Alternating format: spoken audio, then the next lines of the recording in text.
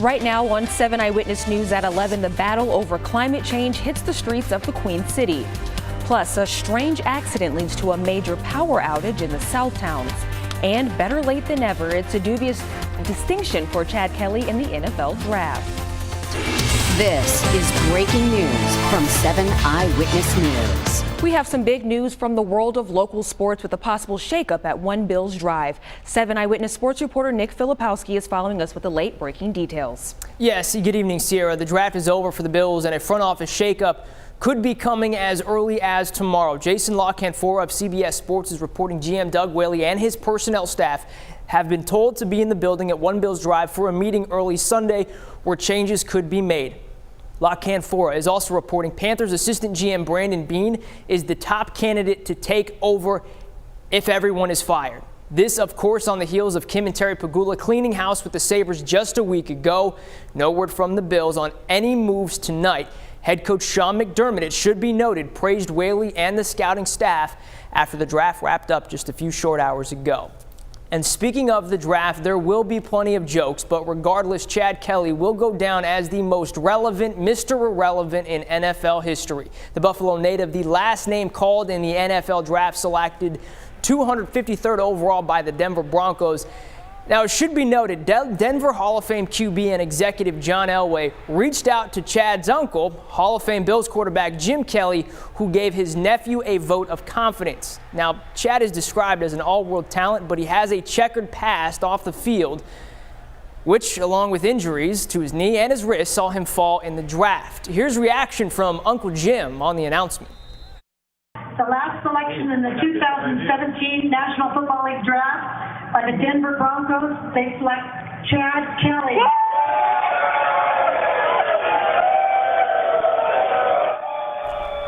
Chad went 14-8 while at Ole Miss, our best of the QB on making his own mark in the NFL. All right, to the ice we go, and on the hockey front, the NHL draft lottery not going the Sabres' way yet again. They will select 8th overall for the second straight year, and for the third time in franchise history, it should be noted. They had a 7% chance at landing the top overall pick.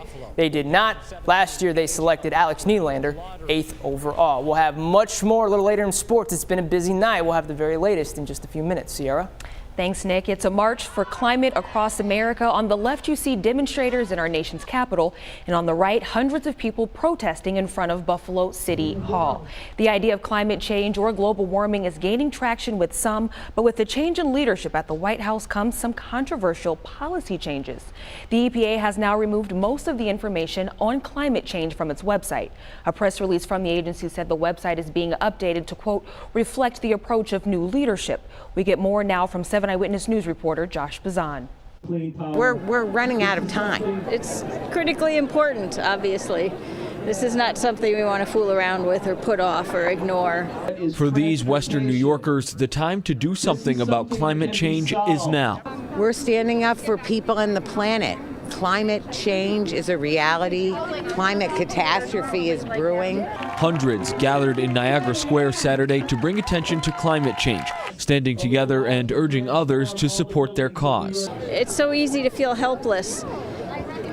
But what we're seeing right now is people gathering at marches, at rallies, making phone calls, going to town halls, and we're actually seeing real results. First of all, in our daily lives, there are things that we can do that make us happier and healthier, save us money, and they decrease our carbon footprint. Climate scientist Michael Mann from Penn State tells people who want to make a difference to consider switching to more fuel-efficient cars and rely more on renewable energy sources. But he and others in the crowd are also calling on lawmakers to create legislation that makes decreasing greenhouse gas emissions a priority. Ultimately, what we need is action at the highest level. We need our policymakers to help incentivize the shift away from fossil fuels towards renewable energy. It takes real courage and leadership to turn things around now. As they carry signs and march down the streets of Buffalo, this group of people is hoping it can get its message across sooner rather than later. It's urgent. There is still time to act to make sure that we do not leave behind a degraded planet for our children and grandchildren, but there isn't a whole lot of time. In Buffalo, Josh Bazan, 7 Eyewitness News. All this comes as President Trump finishes his first 100 days in office. We'll have more on that benchmark coming up in a few minutes. We have some sad news to report tonight. A 12-year-old boy critically injured in an ATV accident this past week has died from his injuries. A family spokesperson tells 7 Eyewitness News that Zach Matla passed away at Women and Children's Hospital with his family by his side. Police say he was hurt on Wednesday when the ATV rolled on top of him following an accident out of Ton Line Road in Elma. We're still waiting for word on a funeral service. And we're still trying to learn more information about a house fire in the North Towns. Firefighters responded to the blaze on Oak Grove Drive in the village of Williamsville earlier today. We have heard no reports of any injuries. We have a call out to police for more details on exactly what happened. Utility crews are still trying to restore power to some 4,000 customers in the South Towns. Witnesses say somebody working on a Bobcat somehow hit some power lines near Hawkins and Prospect in Hamburg. One of our viewers, Laura Dahmer, sent us this video and some pictures from the scene. It's time for a little spring cleaning when it comes to a landmark building here in the Queen City. The Buffalo Central Terminal Restoration Corporation hosted its annual spring cleanup this morning. Volunteers from all over Western New York rolled up their sleeves to prepare the old train terminal for the upcoming tour season. We had about 20 people, which is a pretty good turnout. They very productive, a lot of work done, especially inside the building. Some 40 different events are on the summer schedule this year as the restoration of the historic structure continues on the city's east side. From Skywatch 7 tonight, here's a live look from downtown Buffalo. Not too bad if you did a little spring cleaning today, but not too great if you wanted to get outside. 7 First Alert meteorologist Deanna Walker is tracking your 7 First Alert most accurate forecast. Yeah, thank you so much, Cierra. So we do have one weather alert to get to this evening for parts of Western New York. There is a lakeshore flood warning in effect for both Niagara and Orleans counties beginning at 6 o'clock tomorrow morning and continuing until 11 o'clock Sunday evening. Winds are expected to increase throughout the morning tomorrow out of the northeast. So when you have the northeasterly wind with the very high lake waters of Lake Ontario, that will increase the potential for some flooding. So with that, the National Weather Service in Buffalo has issued a lakeshore flood warning for both Niagara and Orleans counties beginning at 6 o'clock Sunday morning, continuing until 11 o'clock Sunday evening. But right now across Western New York, looking over Lake Erie, a rather quiet night for the most part. We're looking at 47 degrees at the airport, winds out of the north at around 9 miles per hour. Current temperatures across the area right now, we're seeing mainly mid to upper 40s, 46 in the Falls, 47 in Buffalo, 49 in Dunkirk, 48 in Jamestown. So a rather pleasant evening with a little bit cooler temperatures for tonight. Looking at 7 Super Doppler right now, it is quiet and dry, and it's going to stay that way during the overnight hours. But I'll let you know what we are going to see for Sunday and how the first week of May is looking coming up in just a few minutes. Back to you, Cierra. Thank you. It's officially here, the 100-day mark in the Trump administration. The president marked the occasion with a rally in the swing state of Pennsylvania while skipping the annual White House Correspondents' Dinner. Here's ABC's John Haskell. On the night of his 100th day as president, Donald Trump went back to Pennsylvania, where voters put him over the top on election eve. More than 100 miles away from Washington swamp. Pointedly stiffing the annual White House Correspondents' Dinner, where Washington big shots dine without the president for the first time in 36 years. I think he's in Pennsylvania because he can't take a joke. Now, at a campaign-style rally with an overflow crowd, the president boasted he's gotten off to a roaring start. 100 days of devotion, hard work, and love for our great country.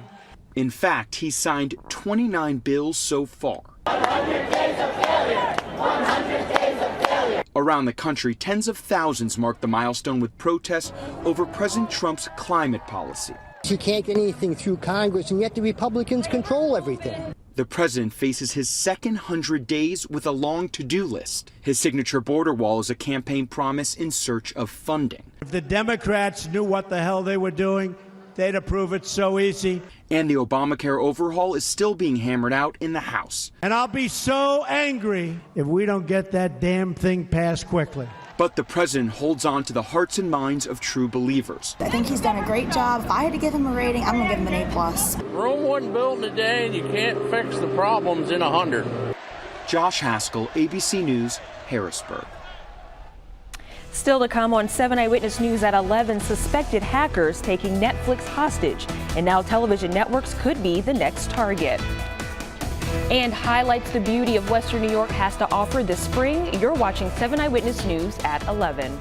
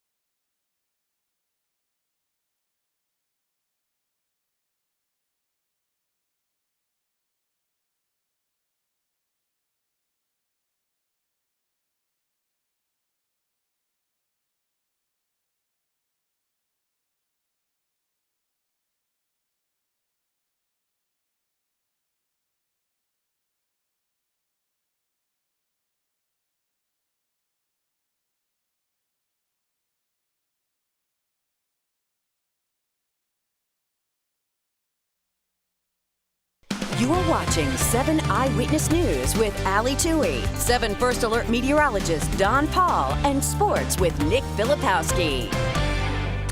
Now to a hacker wreaking havoc on the entertainment business, reportedly holding Netflix a virtual hostage, and more TV networks could be on the hit list. ABC's Marcy Gonzalez reports. It's all right. We all good. Tonight, Netflix hit by hackers. 10 new episodes of the streaming service's hit show Orange is the New Black reportedly leaked online more than a month before their scheduled release. Okay, chill. The hacking group The Dark Overlord claiming they uploaded the episodes from the upcoming season 5 to an illegal file sharing service after they say Netflix didn't pay a ransom. Netflix telling Variety, "We are aware of the situation," blaming the breach on a production vendor used by several major TV studios having its security compromised. And tonight, a new threat. The hackers also claim to have unreleased shows and movies from other companies, tweeting, "Who is next on the list? Fox, IFC, Nat Geo, and ABC. Oh, what fun we're all going to have." I think it's going to be a wake-up call for the rest of Hollywood. This the first major entertainment breach since Sony was hacked in 2014. Those cyber criminals making executives and stars' emails public and releasing movies, including Annie and Fury before their scheduled premieres. And the site the Orange is the New Black episodes were reportedly posted on is illegal, so ABC couldn't independently verify the claims, though Netflix says the FBI is investigating. In Los Angeles, Marcy Gonzalez, ABC News. On the business beat, Toyota is putting out a recall on its Tacoma trucks. The company says there's a problem with the rear wheels on recently made trucks. It can apparently cause the back wheels to lock up, causing the driver to lose control. No word yet on whether the problem has caused any crashes. The recall affects 250,000 pickups from the 2016 and 2017 model years. People lacing up their sneakers for a popular charity event today. The Summit Center Autism Walk taking people completing a 4-mile course from the Summit Center on Stall Road along the Amherst bike path and back to the Summit Center. 91% of every dollar raised directly benefits students with disability. Paddock Chevrolet sponsors this annual event.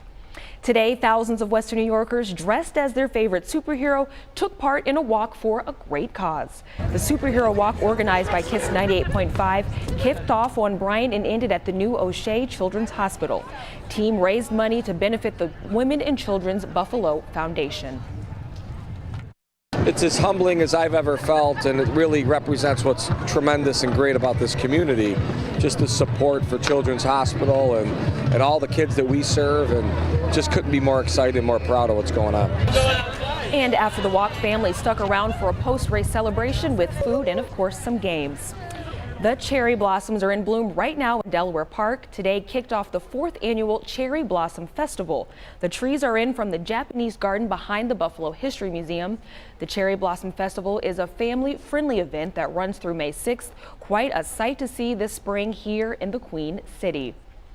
A gray day here in the Buffalo metro area. Meteorologist Brianna Walker is tracking your 7 First Alert most accurate forecast. Yeah, thank you, Cierra. Taking a look at current temperatures across Western New York right now, we're seeing a lot of mid to upper 40s for the most part. 46 degrees in the Falls, 47 in Buffalo, 52 in Wellsville, 50 degrees in Bradford, with 49 degrees in Dunkirk right now across Western New York. We do have one weather alert to get to this evening. This one in Niagara and Orleans counties.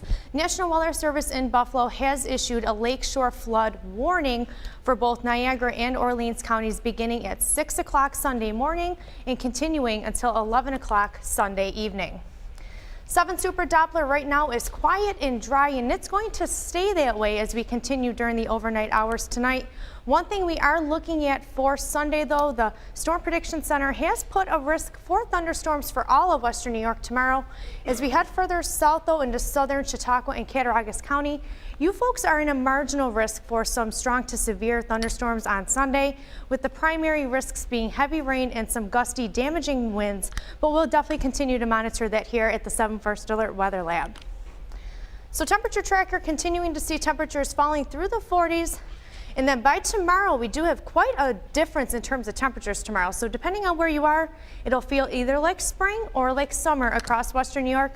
Along the just south of Lake Ontario, you folks will only see temperatures topping out in the low to mid 50s. And the further south you go, the warmer it's going to get, with some folks seeing temperatures in the mid to upper 70s for Sunday. And then we cool off by tomorrow evening. Skycast taking us through the remainder of tonight. We'll continue to see partly to mostly cloudy skies.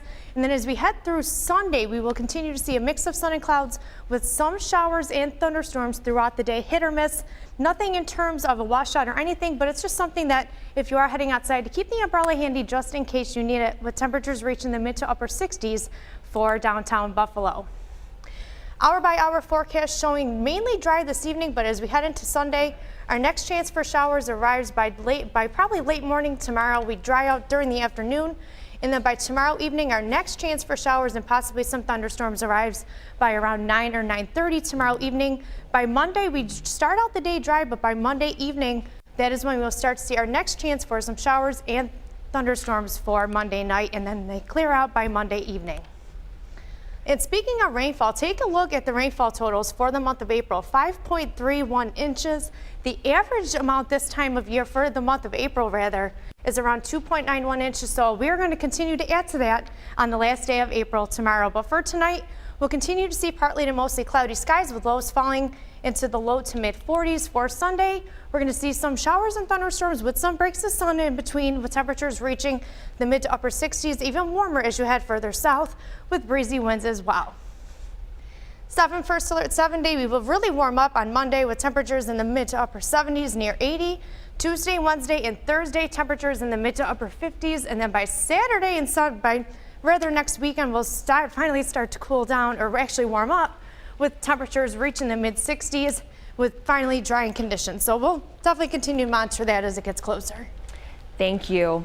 Well, Nick, it's safe to say you've had a very busy night. Busy to say the least. The phone's been ringing. I've been sending texts, burning up those minutes pretty rapidly. Yeah, the NHL draft lottery and the NFL draft, rather. I'm getting my leagues mixed up. What a night for guys looking to make their mark in the pros. But one of the biggest stories we're following right now, post-draft, a potential Bills front office shakeup. We've got the latest on that and more next. Get the latest weather alerts from the 7 First Alert team of meteorologists and the latest headlines from the 7 Eyewitness Newsroom by liking us on Facebook and following us on Twitter.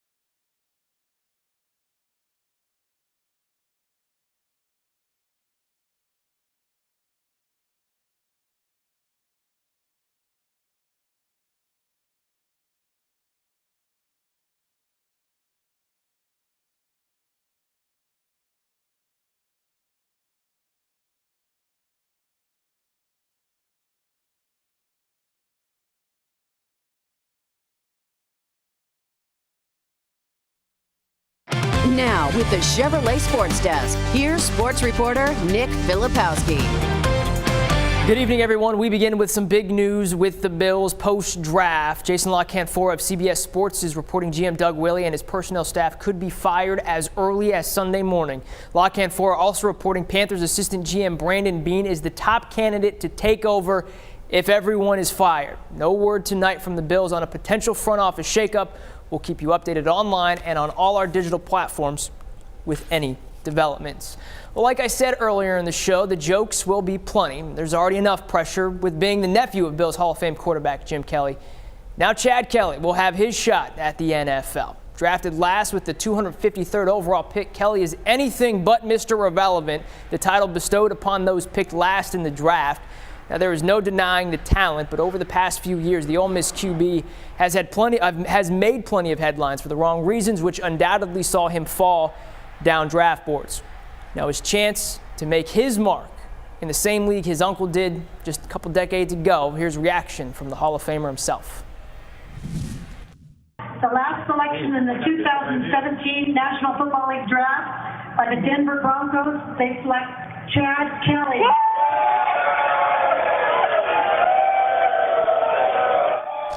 And of course, we wish Chad nothing but the best. And 2 picks before Chad came off the board, UB tight end Mason Schreck was selected 251st overall by the Cincinnati Bengals. And he's not the only Bull heading to the NFL. Sweet Home's own Jordan Johnson went undrafted but signed with the Bills as an undrafted free agent earlier tonight. He ran for more than 1,000 yards this past season, including a school record 282 yards in a game against Akron. I spoke with him earlier. He said he's ready to soak up all the knowledge he can in the backfield alongside LaShawn McCoy. It's a blessing, dream come true. Growing up in Buffalo, born and raised, watching, it's just another better situation to be in right now. Bills rookie minicamp begins in May. And when minicamp begins, aside from front office drama, we can tell you that Nathan Peterman, Matt Milano, and Tanner Vallejo will all be in attendance, all three selected by the Bills on the final day of the draft. Sports director Joe Biscaglia and reporter Matt Beauvais have more. Nick, the draft over and done with. Joe, tell me about Nate Peterman, the quarterback they drafted today. I think he's a strong fit for what the new offensive coordinator Rick Dennison is trying to do with the Buffalo Bills. More of a mobile type and accurate with the football in the short to intermediate areas. I do like that he stands tall in the pocket and is willing to take punishment, but he does need to correct some arm strength issues and maybe get a little bit stronger in that capacity. What I do wonder is what it means for Cardale Jones. I think he still has a chance in this offseason, but he has to prove a lot to this new coaching staff and prove that he deserves a spot on this roster or even the backup job. Matt Milano, Tanner Vallejo, two linebackers today. Who's got a bigger impact coming maybe this year? I think Milano is more of a special teams type, so I'll probably say Vallejo out of the two. I think he's got some flexibility between middle linebacker and weak side linebacker. So to me, if you're looking at those two who could get on the field, I doubt that either of them do it, but I would probably say Vallejo of the two. And then after it was all done, Sean McDermott asked about Doug Whaley. He didn't give a ringing endorsement. No, and when asked about it, Sean McDermott said that they did a phenomenal job in this draft, but that they're still focused on the draft process, which in layman's terms means I don't really want to talk about it right now. So it's going to be a very interesting week next week to see if those guys have jobs. All right, Joe, thank you for all your hard work this weekend. He's got everything you need to know about all the players they drafted right now on WKBW.com. For Joe, I'm Matt. We'll send it back inside to you. And as Joe said there, Sean McDermott didn't want to talk about the status of Doug Whaley post-draft, but really not a ringing endorsement, to steal the words right from Joe's mouth. And there was the report last week, Pro Football Talk reported that the Bills draft scouts had reached out to them and said, we're all getting fired next week. Next week is officially Sunday, so we'll know probably tomorrow whether or not the Bills front office still has a job. And the saga continues. The saga continues. And hockey note, the Sabres, they will pick 8th in the NHL draft for the second straight year. The lottery was tonight. They pick 8th overall. Great to know. Final look at your forecast when 7 Eyewitness News returns at 11.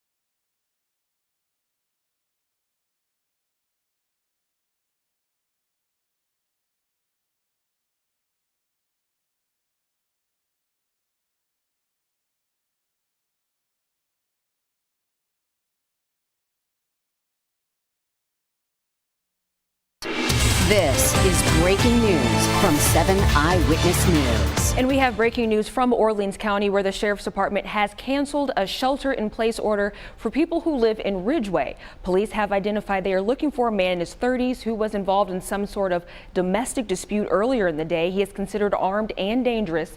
Police conducted an extensive search for the suspect, and they feel he is no longer in the area. Again, that shelter-in-place order has been canceled in Ridgeway in Orleans County. And we're going to take a final look at weather.